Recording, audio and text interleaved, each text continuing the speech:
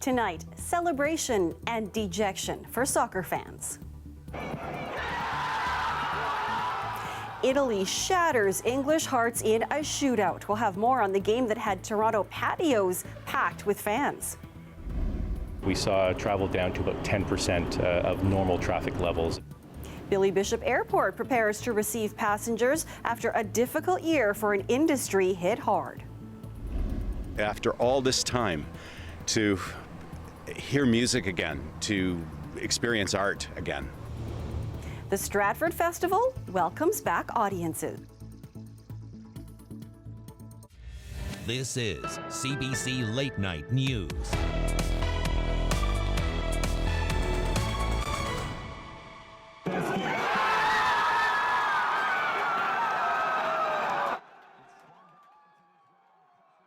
Took the Euro 2020 final. The Italians defeated England 3-2 after penalty shots. This was the scene in Little Italy where celebrations erupted with large crowds of fans waving flags, cheering and chanting.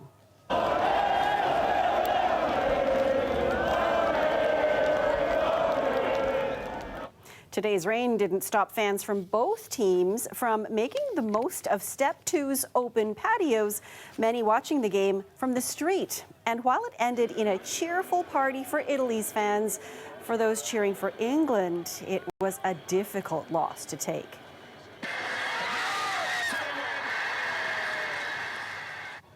England soccer fans were hoping their team would win its first major title in half a century. CBC's Salima Shivji has more on the emotional roller coaster in London.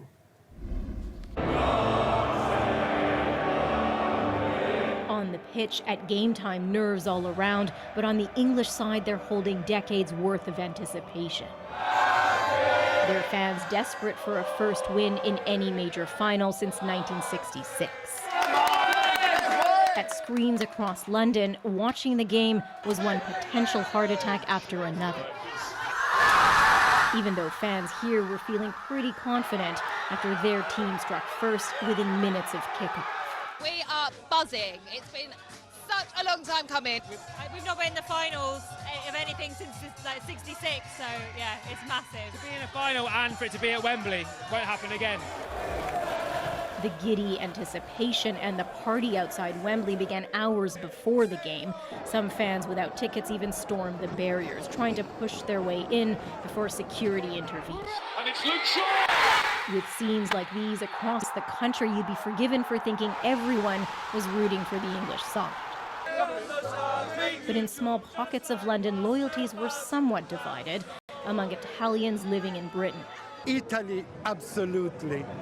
But then I would be happy England too. I love England, but I love Italian football more. England is home for me at the moment, so you know there is a double side in me, but yeah, always Forza Italia. This is a problem, and it is in! And Italy got back into the match, tying it in the second half, leading to the dreaded finish for every fan, penalty shots. He scores down the middle. The two sides even until the bitter end. Penalties proved to be the dagger in English hearts. Italy crowned European champions for the first time since 1968. England defeated and heartbroken. Her drought continues. Salima Shivji, CBC News, London.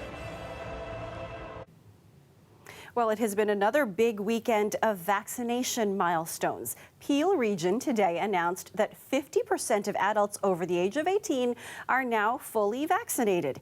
The area held overnight vaccination clinics in Brampton. Many residents there are essential workers who couldn't get to vaccine appointments during regular business hours.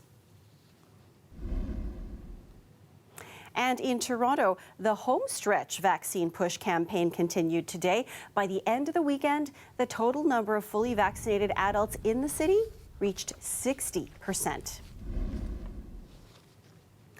A public visitation was held for Constable Jeffrey Northrup this evening. The veteran Toronto police officer was killed on July 2nd. He was responding to a priority call in a downtown parkade when he was struck by a vehicle. Through a press release, the Northrup family thanked the public for their condolences and support. A funeral service will be held tomorrow at 1 p.m. at BMO Field in Exhibition Place. While the service is by invitation only, members of the public can observe the procession as it travels from Kane Jarrett Funeral Home in Thornhill to Exhibition Place. The service will also be broadcast on Toronto Police's YouTube channel. A woman is speaking out after being the victim of an anti-Semitic incident at a Toronto park last week. A 32-year-old man has been charged with assault. Our Dahlia Ashry speaks with the woman at the park where it happened. Stephanie Bierstrom was taking her regular morning walk at this downtown park last Tuesday. I noticed a man, sitting shirtless on the bench over there. As she got closer to the man on this bench, and I do a double take, I look back. And I notice it's a swastika sharpied on his left chest. And when I did the double take is when he looks at me, who notices, he says, "You're a dirty Jew, aren't you?"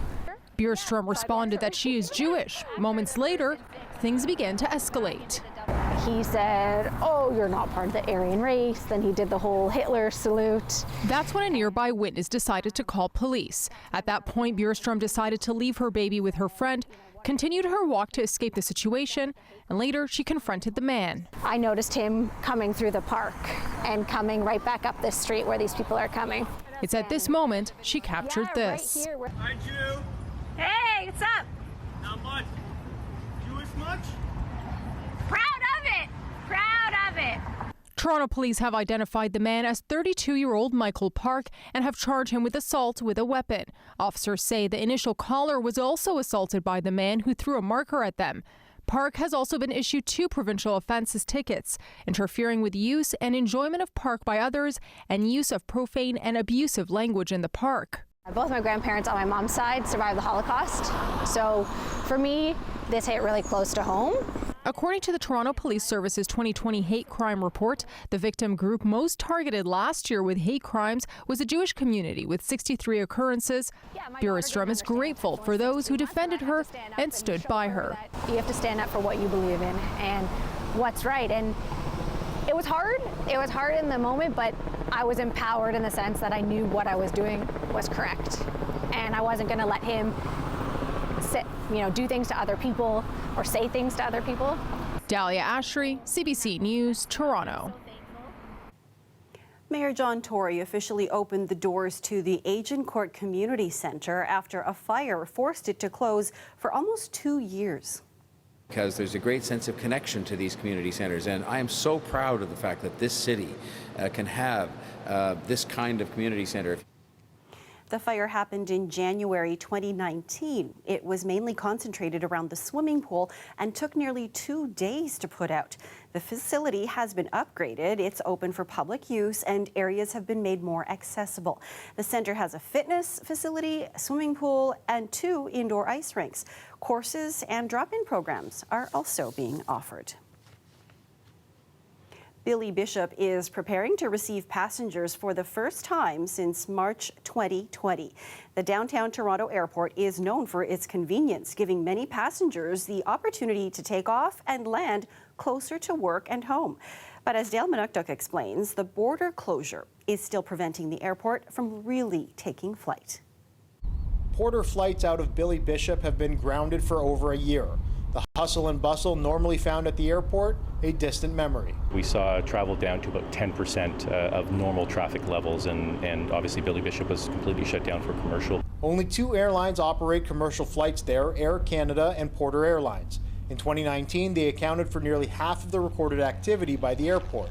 Porter says its strong financial position pre-COVID helped it weather the pandemic, and Billy Bishop itself never closed.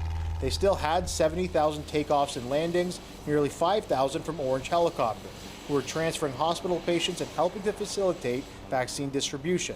But the pandemic still hit hard.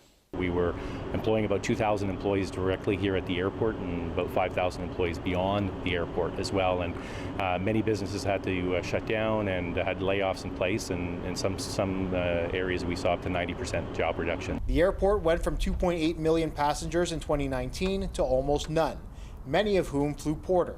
On September 8th, That'll all change. Montreal, Ottawa, Thunder Bay on that very first day, and then it won't take very long, within a week, to start adding locations like Quebec City and Moncton and Halifax. On September 17th, the plan is to offer some U.S. routes. The goal is to get to 60% of previous operation by Thanksgiving. So serving all routes that we had before, but with a little bit less frequency initially, and we'll build that up as we see more passengers returning. What both Porter and the airport need is for travel restrictions to ease. In Canada, you can only enter into 4 airports from abroad. Non-essential travel is still not permitted in Canada itself. So, the first condition would be the border reopening, and then also the ability to receive passengers from international U.S. destinations. After many layoffs, spending cuts, and the use of government subsidies, the carrier, like the airport, are placing their hopes in the recovery to get back on their feet and off the tarmac. Dale Manukduk, CBC News, Toronto.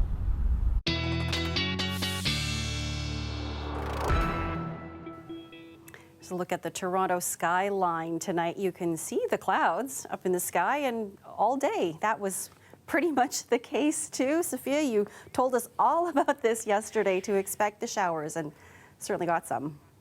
Yeah, just the messenger. And you know what? I have a fantastic upcoming forecast for you. Yay. If you are a farmer, that is, or if you have a really dry lawn and you don't want to have to pay the extra water bill for the sprinkler because Mother Nature is going to do it for you. It is going to be really wet this upcoming work week. Rounds of rain. You have a bit of a dry slot into the overnight period. We're sitting at about 20 right now. We'll bottom out at about 17. Those showers that we miss so much will come back into the early morning hours and into the breakfast hour tomorrow. Now, Monday, as Maribel, you mentioned, will be kind of a rinse and repeat, similar day as you had today. Those showers push back in light at times into the afternoon on Monday, and then especially into the evening as that bigger system comes in.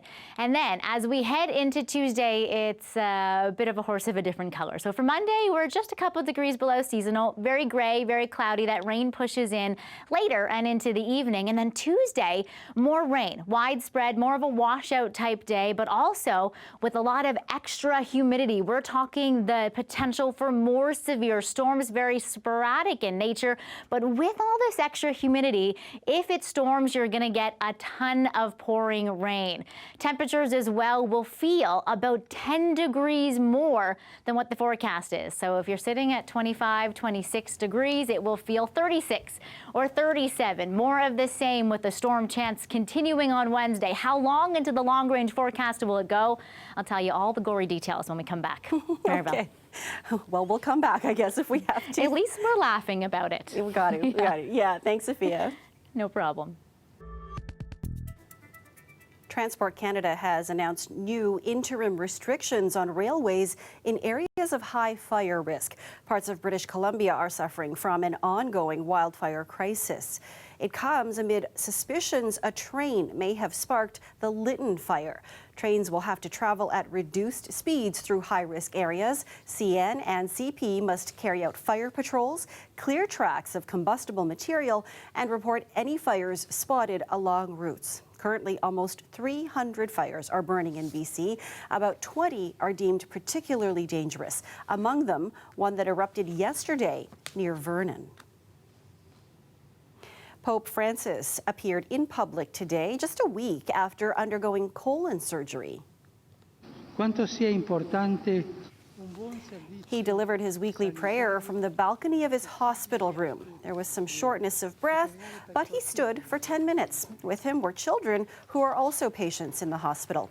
Francis used the occasion to praise free, universal health care. He said it's something that should not be lost because everyone needs it. British space company Virgin Galactic sent a passenger test flight to the edge of space today. Among the passengers, company founder Richard Branson. Today's trip was short, but the ultimate destination it was aiming at was Branson's dream to pioneer space tourism. CBC's Lauren Pelly reports. There's release there, the exciting moment, lighting the rocket motor and headed to space. One small step for mankind, one giant leap for billionaire Richard Branson. Welcome to space, Unity 22. Branson's flight marked his company's 4th trip to the edge of space, but the first with a full crew and with him on board. All 4 passengers got a few minutes of weightlessness. This is something only a handful of humans have ever experienced. Then the craft made a smooth landing back on Earth. It took 17 years of work to get to this point, and there were hard times. 4 people died in 2 separate accidents. There will be more test flights before the public can climb on board. But today was all about this moment. Ladies and gentlemen, this here is Sir Richard Branson, astronaut. Or you could say space tourist. The mission statement that I wrote inside my spacesuit was to turn the dream of space travel into a reality for my grandchildren who are here, for your grandchildren. It's a major shift from historic space travel, from the earliest orbits and moon landings, to the modern astronauts of the International Space Station. Very good. Spaceflight in the past was about sort of militarization, the Cold War, and then science. Now spaceflight's becoming about experience and selling that experience. And liftoff. Those experiences cost hundreds of thousands of dollars, and some warn there's another price attached as well. These industries are largely unregulated. They are in a position to be contributing greenhouse gases to the atmosphere. And I think it's supremely ironic that, wealthy people are shooting off into space in amongst this when we've got heat waves and a pandemic, and they're there to kind of prove their wealth influence and to create new business opportunities playing in the atmosphere. But after seeing the world in a whole new way, Branson himself says, We've got to all be doing everything we can to help this incredible planet we live on. I will devote the rest of my life doing that. All while potentially cashing in on a lucrative form of tourism that's truly out of this world. Lauren Pelly, CBC News, Toronto. In just 12 days, the curtain goes up on the Summer Olympics in Tokyo. But right now, the city is entering a state of emergency, the 4th it's declared in response to the pandemic. CBC's Chris Gorday has more on what it will mean for the Games. Officials reported 950 new COVID cases in Tokyo on Saturday. The city hasn't seen the massive number of cases and deaths that a lot of major cities have, but infections have been rising here for 3 weeks, and less than 30% of Japanese people have received even 1 vaccine dose, so it's still a big concern. The Olympics are under 2 weeks away now. The Games haven't been popular here since they were postponed last year, but enthusiasm is even lower now, especially because people in Tokyo will have no way to actually experience it except to watch on TV.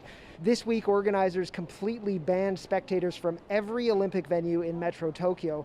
And in the past couple of days, 2 other prefectures, Hokkaido and Fukushima, also barred fans from events that they're hosting, including the marathon, which will happen in the city of Sapporo. So organizers will have to issue refunds and give up hundreds of millions of dollars in ticket revenue. The torch relay also arrived in the Tokyo area on Friday, but even that's been taken off of public roads and turned into these little private ceremonies. The free public viewings where people were going to gather and watch the Olympics together in Tokyo, those have all been canceled. So really most people I've been talking to are starting to feel like this Olympics is happening in another country altogether. As for the athletes, many teams and support staff have already arrived and they're being tracked and tested. There have been a few positive cases among those who have arrived so far. The Athletes Village opens on Tuesday, so 12 days to go, but outside the Olympic bubble, the city is facing its 4th state of emergency since the beginning of the pandemic. Chris Corday, CBC News, Tokyo. Canada captured bronze today at the FIBA U19 World Cup. The 2017 champions lost to the U.S. team yesterday in the semifinals, but went on to secure bronze today, beating Serbia. It was a roller coaster game with the Canadians taking control and making a comeback in the 4th quarter. The final score, 101-91. And the curtain went up in Stratford this weekend as the iconic festival welcomed back audiences into their new outdoor stages. We had to think about plays that would mean a lot to a population, a populace coming back after isolation. It's very emotional after all this time to hear music again, to experience art again. Organizers say the guidelines allow the festival to accommodate 100 people in each of the outdoor theaters, and shows will run 3 times a day until the end of September. This season features 6 plays. The productions will also be filmed and made available digitally in September.